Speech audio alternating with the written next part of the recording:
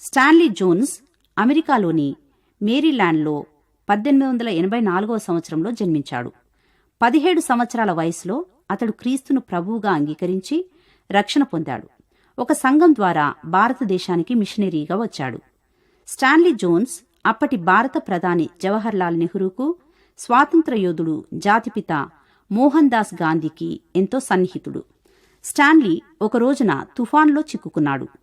ఆ ప్రాంతంలోని జంతువులు, మృగాలు తుఫాను నుండి దాచుకోవడానికి ఇటూ అటూ పరుగులు తీస్తూ వెతుకుతున్నాయి.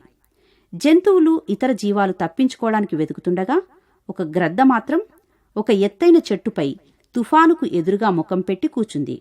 విపరీతమైన తుఫానును, గాలిని ఎదుర్కొంటూ ఉంది.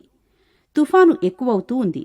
అట్టి తీవ్రతలో ఈ పక్షిరాజు ఒక్కసారిగా లేచి తుఫానును, గాలిని చీల్చుకుంటూ ఆకాశంలోనికి ఎగరడం ప్రారంభించింది. ఆ విధంగా ఎగురుతూ తుఫాను పరిధిని దాటుకుని పైపైకి వెళ్ళిపోతుంది. ఇది చూసిన స్టాన్లీ జోన్స్ గొప్ప పాఠం నేర్చుకున్నాడు. మనం కూడా మన జీవితంలో తుఫాన్లను ఎదుర్కొంటాం. మన చుట్టూ ఉన్న సమస్యలపై మనం ఏకాగ్రత నిలపడానికి తుఫాను నుండి రక్షించగల దేవుని వైపు మనం చూస్తూ సమస్యలను చీల్చుకుంటూ దూసుకొని వెళ్ళిపోవాలి. దేవుడు మన కొరకు ఏర్పాటు చేసిన మార్గంలో ఆయన వైపు చూస్తూ సాగిపోవాలి. ఈరోజు నీవు ఎలాంటి తుఫాను ఎదుర్కొంటున్నావు?